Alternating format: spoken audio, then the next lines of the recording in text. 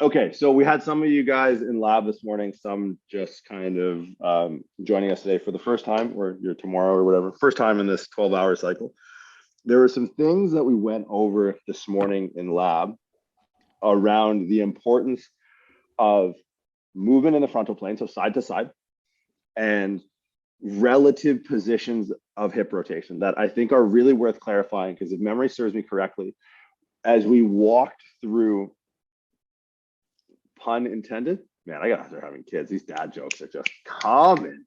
So it's like walked through the early phases of dance phase, right? Early phases of gait, at least from the vantage point in which we took, was like, okay, we're starting with heel strike. They're coming. I actually have shoes, but I just want to bring the slipper into the mix real quick. Okay, retire the slipper, bring out the joints, and here are the joints. Okay, so talked about, hopefully Clint isn't strapped to the back of a truck this week. Early stance, right? So if we think about what's going on the other side, again, it's kind of a dimension problem. So we'll hopefully see this from more angles. Toe off, heel strike constitutes sort of this double support. And we have this loading response into this lead foot.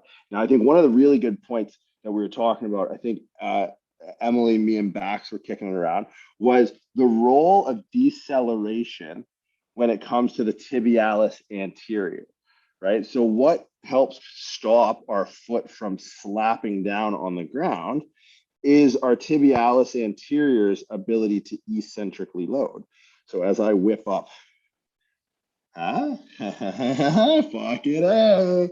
So as we look at early stance, and this drops, okay, first off, how much cooler than this is this than a fucking skeleton model? I'm just throwing that out there. These are off-white fives. Like these are fucking no, the fact I bring these out for you guys is like a show of good faith. These usually stay wrapped. So as I heel strike, it's really this that's allowing this to lower down. So we see this in people, and like I use the example of myself. When I run, and it's been a while, but I remember once I was in Miami, maybe like 10 months ago, and my girlfriend wanted to go for a run after we went out for dinner. Said, are you joking me? I just ate a 40-ounce porterhouse, and we're in North Beach, Miami. There's no fucking way you're going running. She's like, I'm going running. I was like, you're stubborn. Be with me forever. This is a terrible idea. So I was like, okay, I'm going running because I don't want you to get stolen by the Chinola cartel. So I went running, and fuck if my tib ants didn't hurt like a motherfucker the next day. Why? Because when we have people that are more compressed posteriorly, wider infrasternal angle presentation, and this is where this transition period in talking about the rib cage mechanics and how those affect our center of mass really becomes like a very nuanced conversation, because we're going to load exercises with the upper body with the intent of loading the lower body, right? Bulgarian split squats or back squatting or front squatting. All of these things are loaded up here, but have an effect downstream at the foot. So why were my tib ants so sore? It's because I'm trying to get to just, and we'll walk through this hopefully today. This is absorbing force. This is producing force. This is transferring force, right? So if we think of that logically, go, okay, absorb, produce, transfer. I am just trying to transfer. I'm just, because think, if my foot's here, all this is doing is just allowing me to keep catching myself.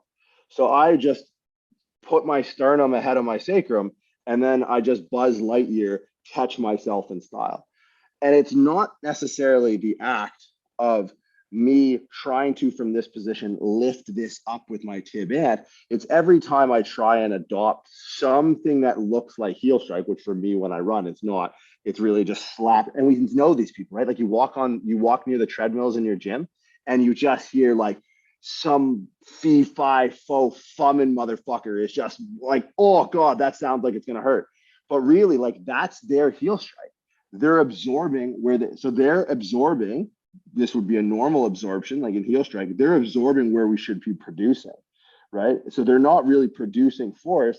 They're already just in, even though it's here and they're landing with a foot flat, the mechanics of the hip, foot, and ankle are in a position that are actually just trying to transfer, right? So all you're hearing is they can't spend any time, like I can't spend any time here when I run, because this just slaps down and really wants to get to this position as quickly as possible. So I'm trying to, with doing no tib ant training ever and never running, trying to use this tib ant to eccentrically load as my shin just goes, fuck that, I want to be forward.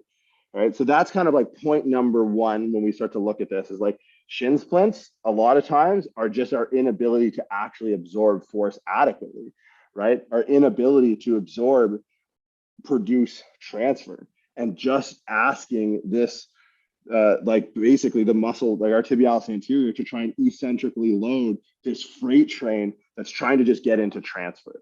And we'll talk a little bit more about exercise selection around that as we get into that, hopefully by the end of today. So that was point number one. Bax, did you want to go through the transverse plane, or sorry, the frontal plane movement, and I'll get up and I can model it as I'm not in public.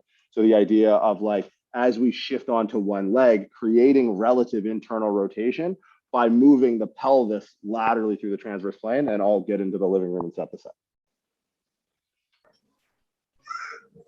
Yeah, so when we talk about that double support, right? So we have the loading response on the one side, and we have the transferring of force on the opposite side. So like his right side right now, his glute is pushing him to the opposite side so he can adopt a stance on his left foot, right? And as his glute pushes off in toe off, right, late stance, his body will shift over that leg so that he doesn't fall over, right? So as he comes over to that leg, if he can just stand on one leg, you'll see an acetabulum that's coming over top of a femur, right? And that's that hip shift that allows us to get into the mid stance position to then produce force to propel us forward.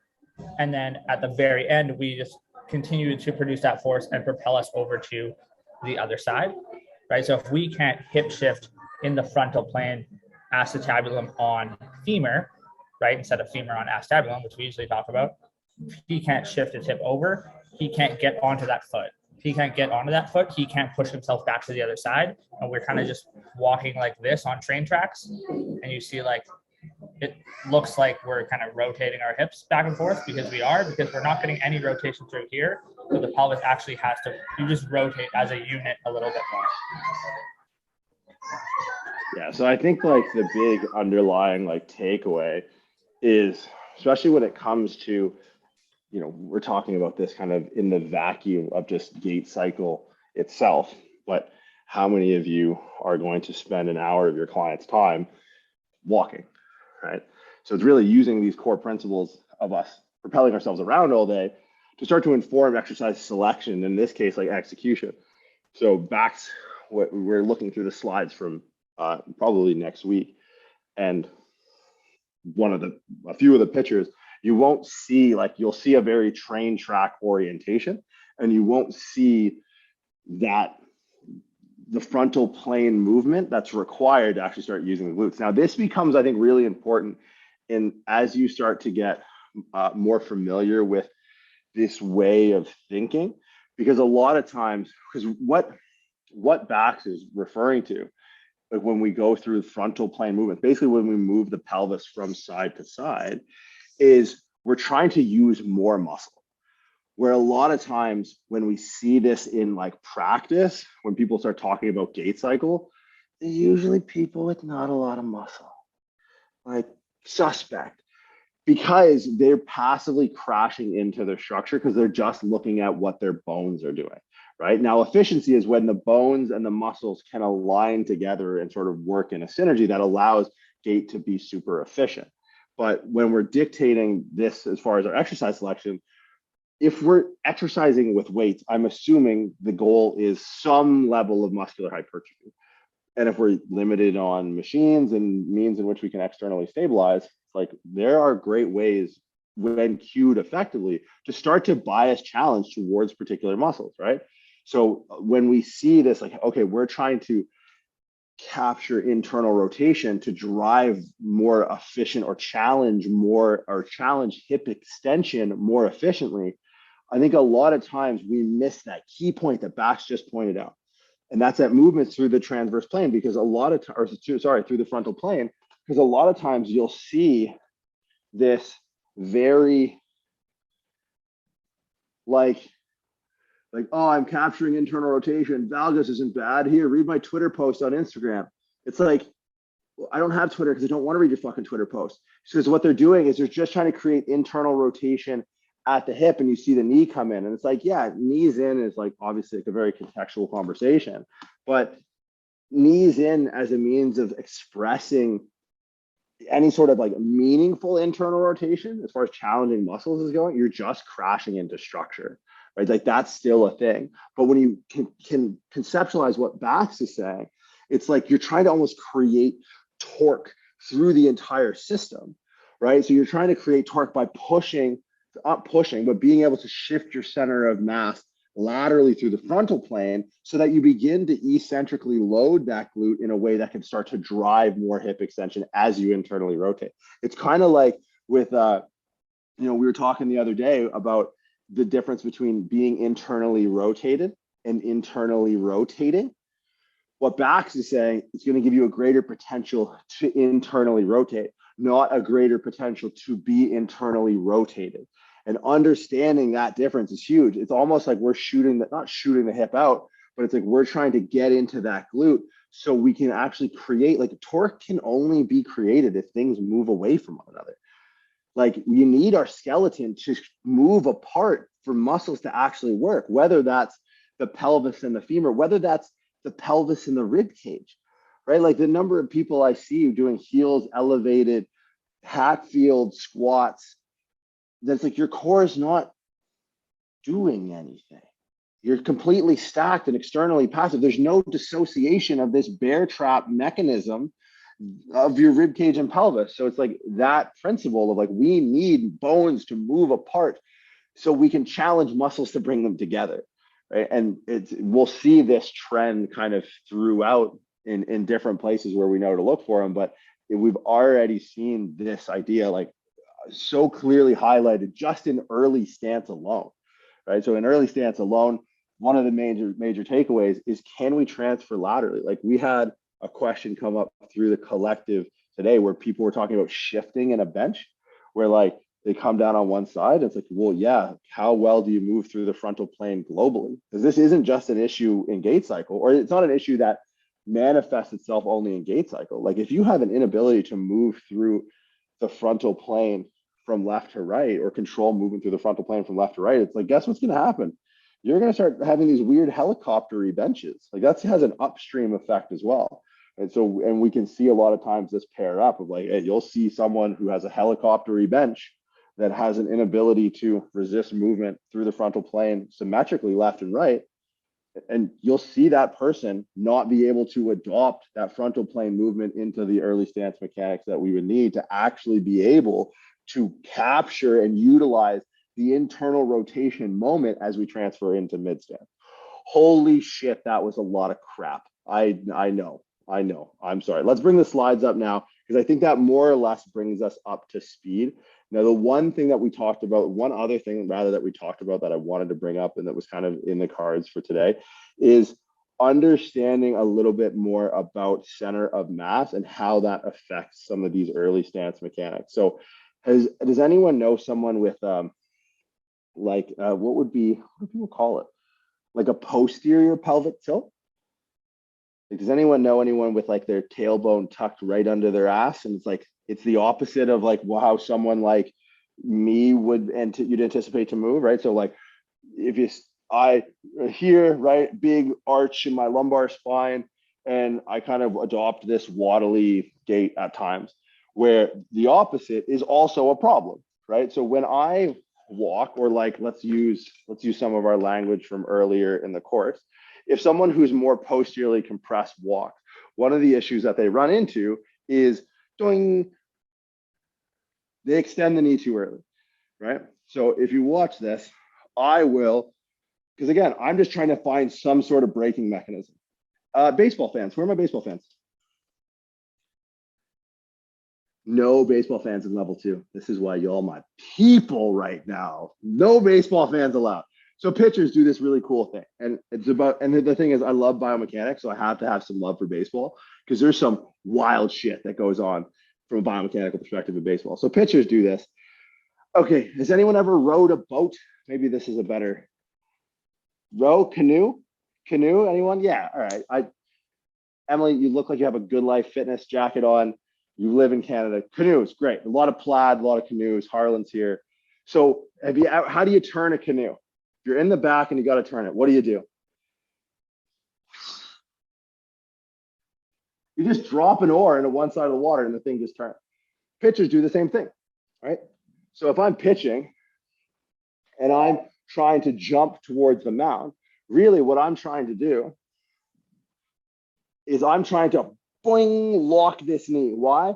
Because this creates a break here. So the rest of my body just rotates over that break, right? So I'm really trying to extend that knee. But when you're walking around, you probably don't want to just be extending your knees in front of you. You probably want to be able to capture some of those mid-stance properties and actually be able to absorb force, produce force, and then transfer force, right? So with me, I lock my knee out, and most people that are like compressed posteriorly will lock their knee out.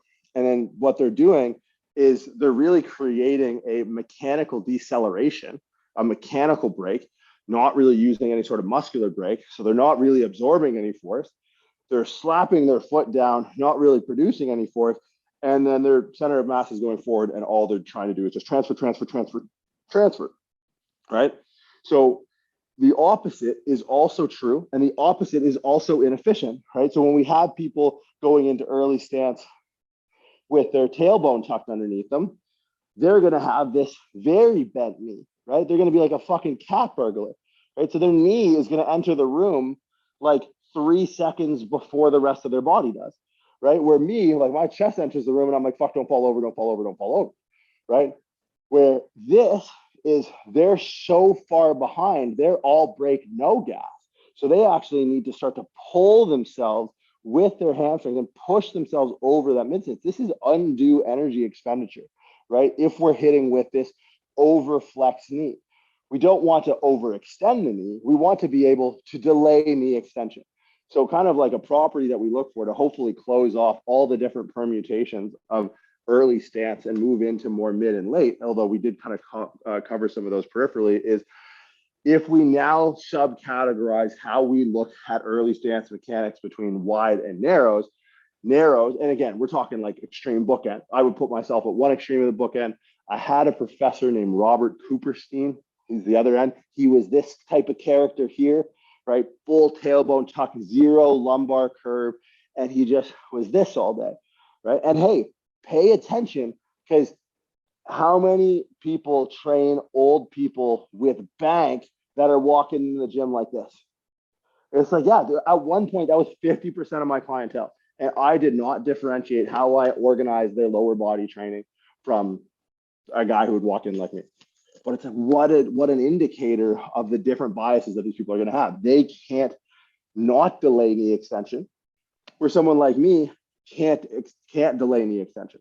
So we'll start to bring this into like a very exercise specific language, probably by next week if we can get through this stuff this week. But I want you to think of those two bookends and being able to paint and contrast exercise selection based off of these properties.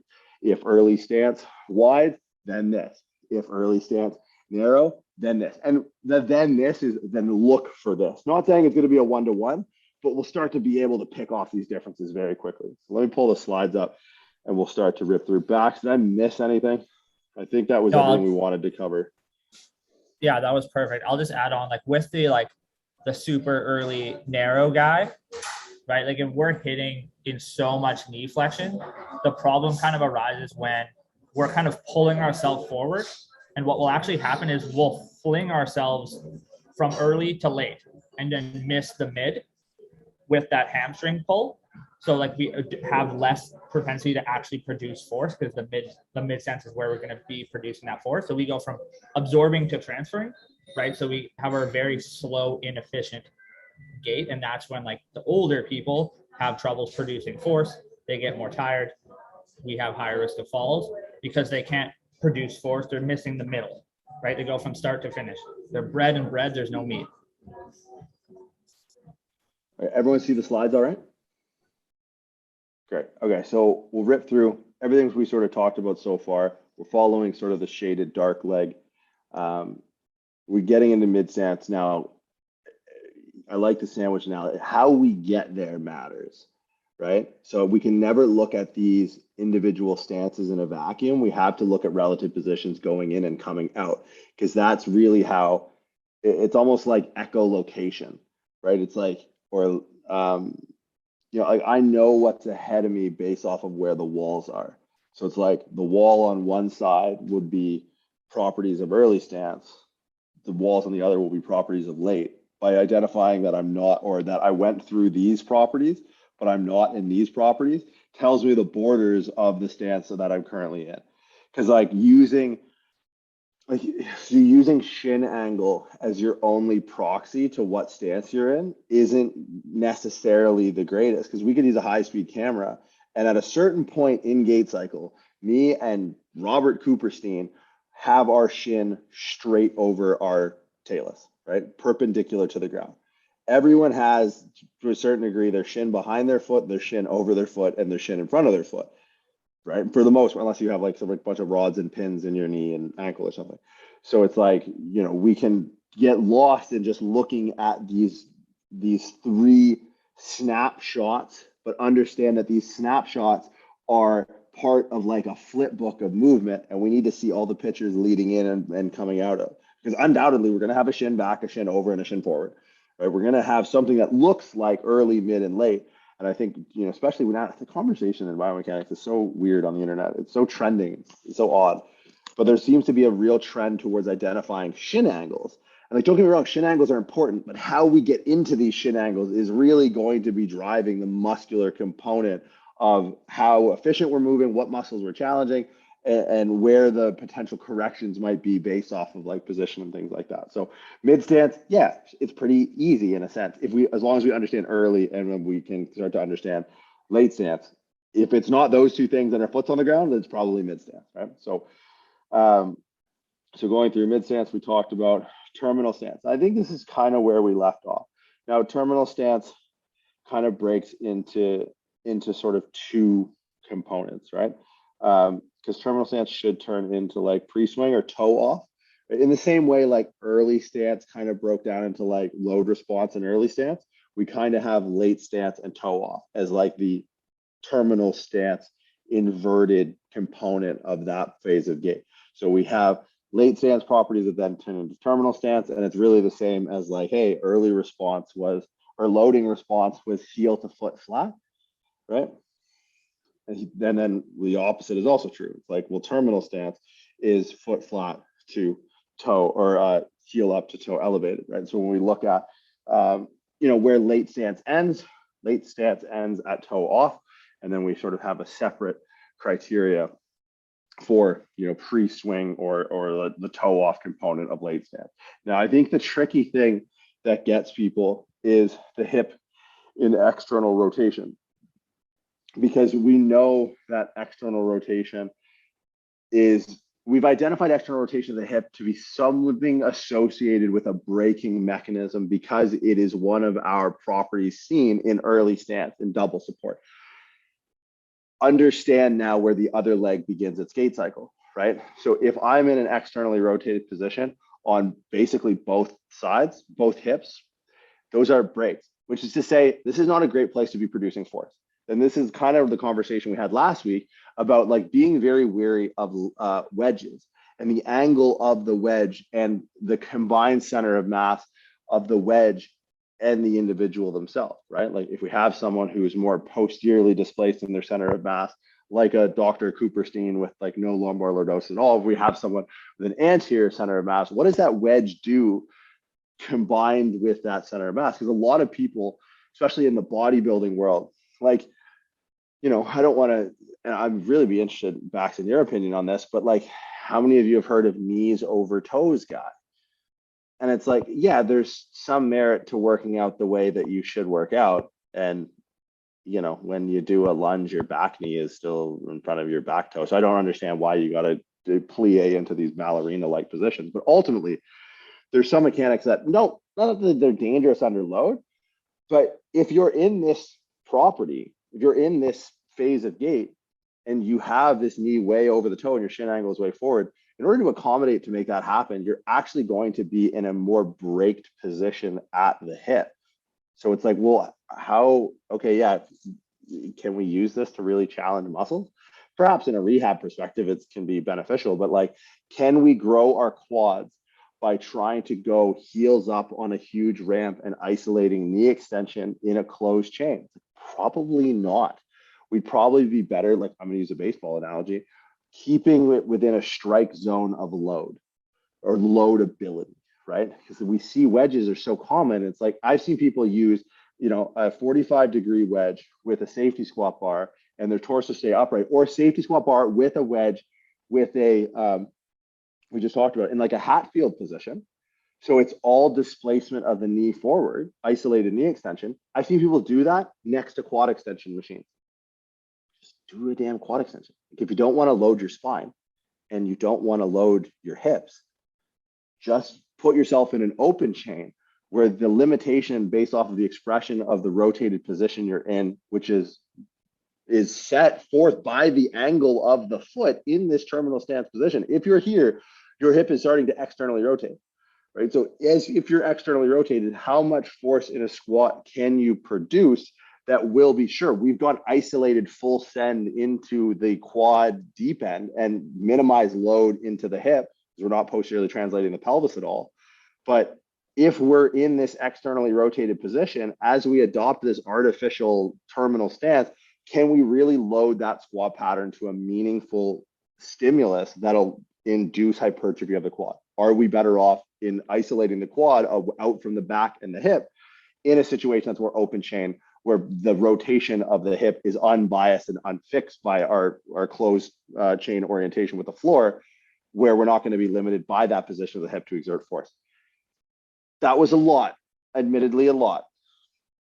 Give me like a thumbs up if that kind of makes sense. Basically, it's like heel wedges too high, shifting center of mass into a position that replicates terminal stance will ultimately decrease how much load we can exert, how much force we can use, therefore probably nullifying the intended adaptation of that exercise.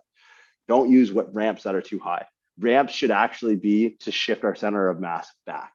Right, that's really what we should be doing. Is ramps are, we kind of talked about this morning. Emily, if we think about a ramp, like a ramp is literally, are we running uphill or downhill when we're on a ramp? We're running, it's a ramp, it's down, we're running downhill, right? So what are the properties that we can begin to exhibit with downhill running? It's like, well, I'm going to try and lean back more. So for someone like me, who's always in a more, you know, transfer phase where I'm trying to get into this position, the way to fix this is to actually give me something where I can shift my center of mass back, and albeit my foot's on this slope, I'm not going to be that gradual. Like my Nikes are maybe an inch and a 3/4 inches, maybe like that. But that's just enough for me to start to go from, hey, this is more terminal stance property because my center of mass is always forward, to now with the support here, the relative foot and shin angle are now going to start to exhibit more of those mid stance properties, where now this is where I'm actually strong. This is where I can exert force into hip extension and be efficient in the way I do that. Does that kind of make sense?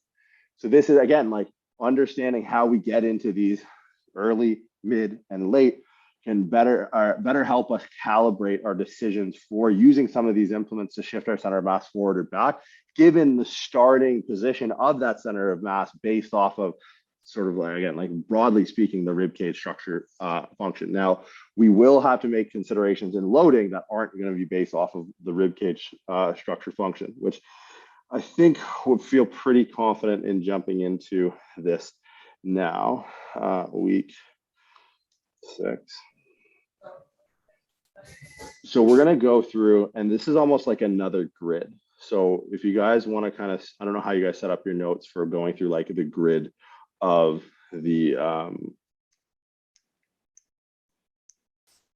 Okay, here we go. For the upper body, but essentially we're going to look at really two major things, and it's going to take us a little bit to get through it because I want to take a stop off at every permutation and decide whether or not, and I don't say whether or not things are efficient, but who they might be efficient for. So really the two things that we're going to look at are load parameter.